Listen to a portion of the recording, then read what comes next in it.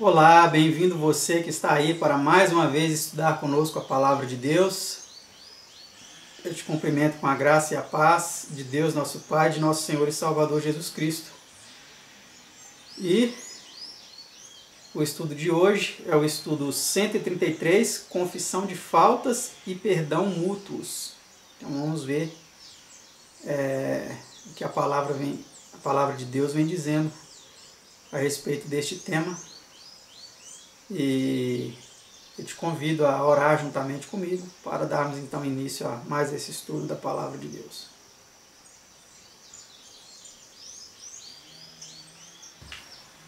Pai Santo, Deus amado, louvado seja o seu nome, o nome de seu Filho unigênito, nosso Senhor e Salvador Jesus. Te agradecemos por podermos estudar a Tua Palavra mais uma vez. Pedimos, Senhor, a Tua bênção, a iluminação de Teu Espírito, para compreendermos, Senhor, este tema sobre a confissão de faltas e o perdão mútuos, nos ajudando para que possamos entender a importância deste assunto dentro da Tua Santa Palavra. Abençoa os nossos telespectadores e abra nossa mente. Mais uma vez te suplico para entendermos este assunto. Em nome de seu amado Filho Jesus. Amém. Vamos então dar início a mais esse estudo da Palavra de Deus com a pergunta de número 1, que diz assim: que prometeu Deus fazer quando confessarmos nossos pecados? Vamos ver o que ele prometeu. Se confessarmos os nossos pecados, ele é fiel e justo para nos perdoar os pecados e nos purificar de toda injustiça. 1 João 1, verso 9. Então ele é fiel e justo para nos perdoar e nos purificar. Pergunta 2. Como se tornou possível o perdão dos pecados? Vamos ver como que isso se tornou possível. Se alguém pecar, temos um advogado para com o Pai, Jesus Cristo, o justo. E ele é a propiciação pelos nossos pecados. 1 João 2, 1 e 2. Então, somente por meio de Cristo que nós temos, então, o privilégio, a oportunidade de recebermos o perdão de Deus. Pergunta 3. A quem devem ser confessados os pecados e por quê?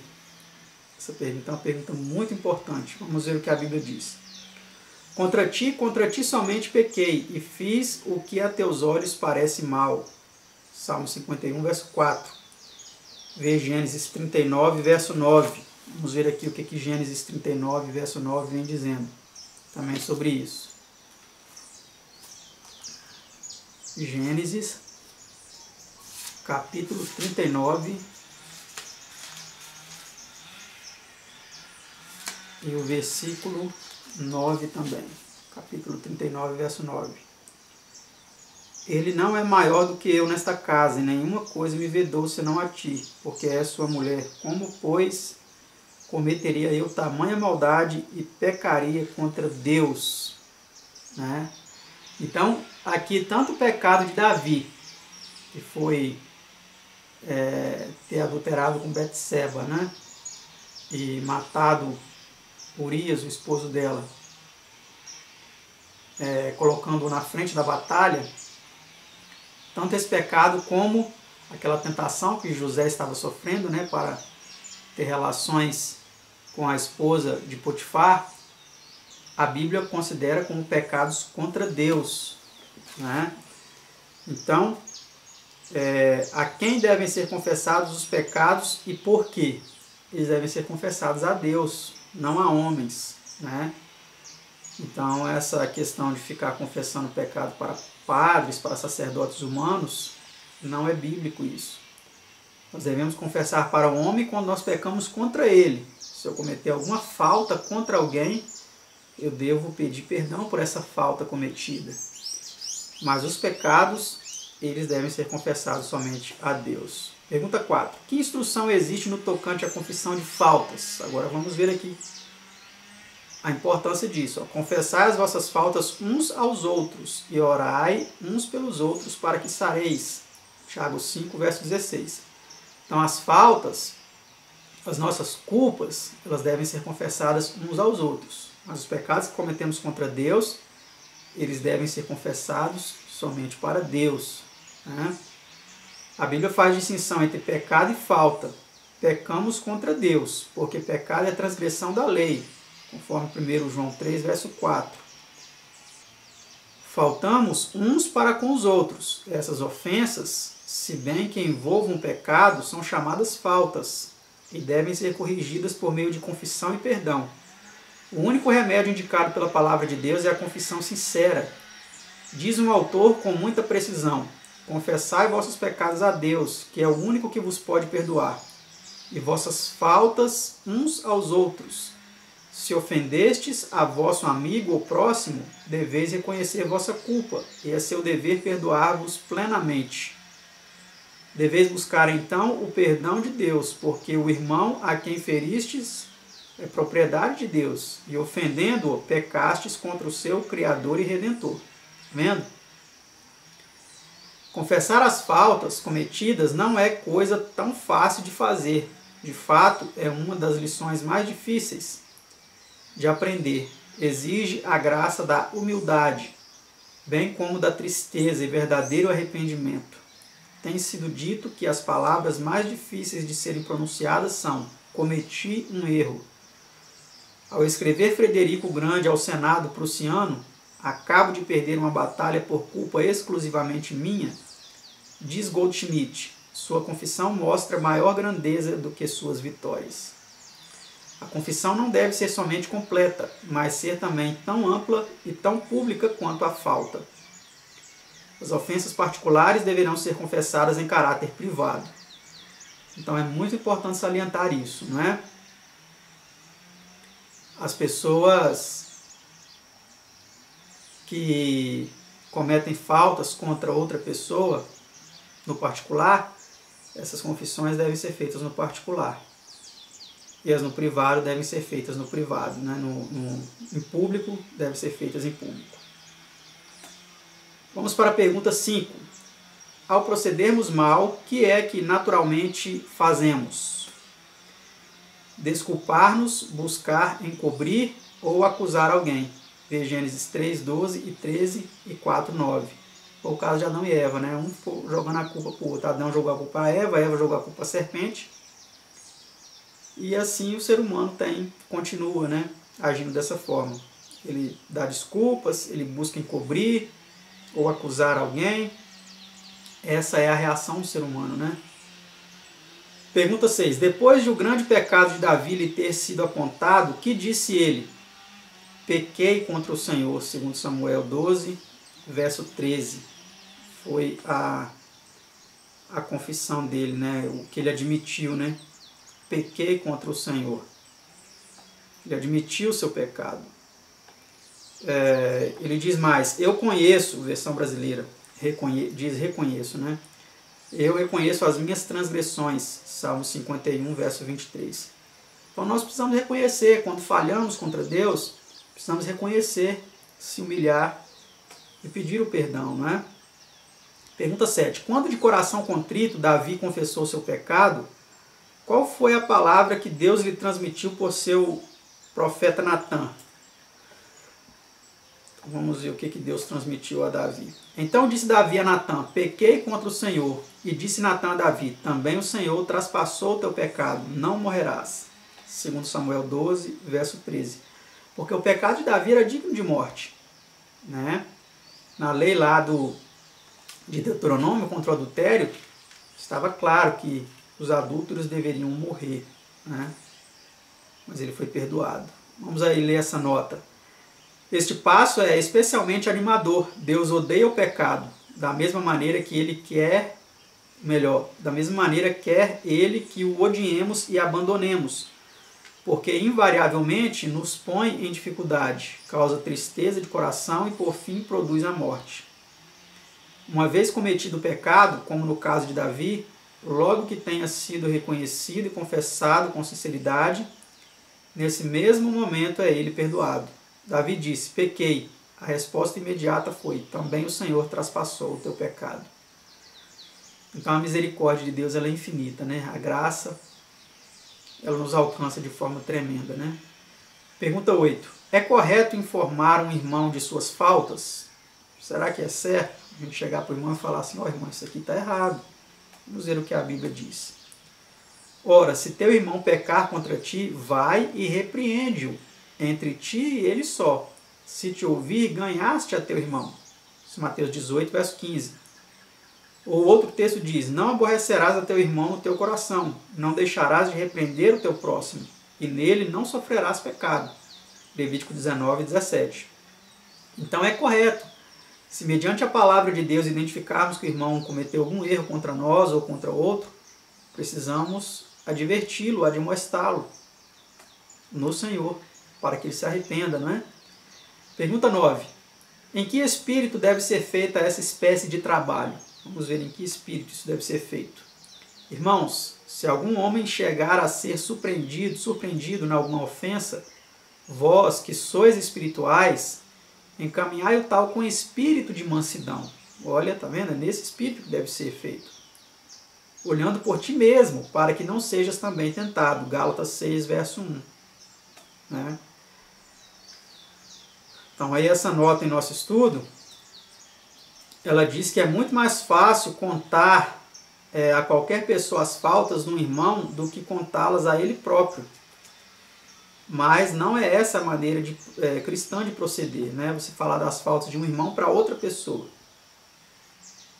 Os primeiros esforços devem ser feitos com o culpado em pessoa e só. Mas é mais fácil também contar a um irmão suas faltas do que confessar-lhe nossa própria falta. Isso também, note-se, é a lição dificílima que devemos aprender e o dever difícil que o cristão precisa cumprir. Só a humildade e a graça de Deus farão a pessoa cumpri-los. Então, realmente, somente se a pessoa for humilde e tem uma experiência com a graça de Deus, né, para cumprir esta missão tão importante. Né? Pergunta 10. Ao orarmos, que diz Cristo para fazermos e por quê? Vamos ver. Quando estiverdes orando, perdoai, se tendes alguma coisa contra alguém, para que vosso Pai que está nos céus vos perdoe as vossas ofensas. São Marcos 11, 25. Então, o perdão de Deus a nós ele está condicionado também a nós perdoarmos as outras pessoas. E quantas vezes as pessoas buscam de Deus o perdão, mas elas não perdoam? Isso limita o perdão de Deus, né? Pergunta 11. Se não perdoarmos aos outros, que não fará Deus? Vamos ver. Mas se vós não perdoardes, também vosso Pai que está nos céus vos não perdoará as vossas ofensas. São Marcos 11, 26. Ver para ilustração a parábola de Cristo registrada em Mateus 18, 23 a 35. Vamos ver que parábola é essa. São Mateus 18, 23 a 35. Que é aquela parábola do credor incompassivo, né? Que o rei ele perdoou a dois homens, um devia mais dinheiro do que o outro, né? E aquele que devia mais, que foi perdoado, ele não perdoou os seus conservos, né? Pelo contrário, mandou prendê-los. Então o rei falou assim, como você age dessa forma? Eu te perdoei a sua dívida toda e você não perdoou o seu conservo? É assim que muitas pessoas agem, né? Pergunta 12. Que palavras de José a seus irmãos mostram que ele lhes perdoou o haverem-no vendido para o Egito? Agora, pois, não vos entristeçais, nem vos pese aos vossos olhos por me haverdes vendido para cá. Porque para a conservação da vida Deus me enviou diante da vossa face. Assim não fostes vós que me enviastes para cá, senão Deus. Gênesis 45, 5 a 8. Então olha que atitude bonita de José, né? José leu ali os desígnios de Deus naquela circunstância desagradável, dele ter sido vendido como escravo. José leu os desígnios de Deus no tocante a ser Deus que o estava conduzindo ao Egito, para a preservação de vidas, para a preservação de toda a sua geração, né? Pergunta 13. Qual foi a resposta de Cristo à pergunta de Pedro quanto ao número de vezes que eles deveriam perdoar-se uns aos outros? Essa é importante, né? Vamos ver. Então Pedro, aproximando-se dele, disse, Senhor, até quantas vezes pecará meu irmão contra mim? E eu lhe perdoarei até 7 vezes? Até 7? Jesus lhe disse, não te digo que até 7, mas até 70 vezes 7. Mateus 18, 21 a 22. Isto equivale a um número ilimitado. Devemos perdoar as ofensas contra nós. Todas as vezes que forem cometidas, devemos perdoá-las até o fim. 7 aqui é um número da perfeição, né? Então 70 vezes 7 dá 490. Já pensou você perdoar uma pessoa 490 vezes? É realmente um número que dificilmente vai acontecer, né, de a gente precisar perdoar uma pessoa 490 vezes. Mas, se for preciso, é necessário fazê-lo, né? Pergunta 14. Que espírito manifestou Jesus para com os que o pregaram na cruz? Pregaram a cruz, né? Vamos ver. E dizia Jesus: Pai, perdoa-lhes, porque não sabem o que fazem. Lucas 23, 34. Então, olha, Jesus até no momento da morte, aqueles que o estavam crucificando, judiando dele, maltratando o Filho de Deus, ele pediu que o Pai os perdoasse. Que exemplo que devemos seguir, né? Quando aqueles que estão nos maltratando, nos caluniando, nos criticando, nos oprimindo, nos maltratando, nos prejudicando, devemos, da mesma forma, pedir que Deus perdoe a eles. Porque muitas vezes eles não sabem o que eles estão fazendo, né, de fato. Pergunta 15 e última desse nosso estudo, 133. Como manifestou Estevão o mesmo espírito para com os que o apedrejaram? Vamos ver qual foi o comportamento de Estevão. E apedrejaram a Estevão, que em invocação, pondo-se de joelhos, clamou com grande voz: Senhor, não lhes imputes este pecado. Atos 7, 59 e 60. E ver primeiro São Pedro 4, verso 8. Vamos ver aqui o que 1 Pedro 4, verso 8 vem dizendo também sobre isso. Primeira epístola de Pedro 4, verso 8. Diz assim: acima de tudo, porém, tende amor intenso uns para com os outros, porque o amor cobre multidão de pecados. O amor, meus amados, só o amor, ele cobre uma multidão de pecados. Se você está precisando perdoar as pessoas, se as mágoas que você carrega no seu coração estão te fazendo sofrer, estão judiando de você, estão te fazendo mal, peça a Deus que o ajude para liberar o perdão. Você vai ver quão bem isso vai fazer para a sua própria alma, quanto alívio você mesmo vai ter ao liberar o perdão. Perdoar as pessoas não significa que nós fazemos isso porque elas merecem. Porque nós também não merecemos o perdão de Deus e mesmo assim Ele nos perdoa. Então faça isso. Perdoe. Tenha também humildade de se dirigir à pessoa e pedir perdão se você errou com ela. E que Deus ele inunde o nosso coração com o seu amor para que sejamos capazes de fazer isso todas as vezes que forem necessárias. Obrigado por assistir mais esse vídeo de estudo bíblico comigo. Que Deus abençoe a todos vocês, a todos nós, e até o próximo estudo, se assim Deus nos permitir. Tchau.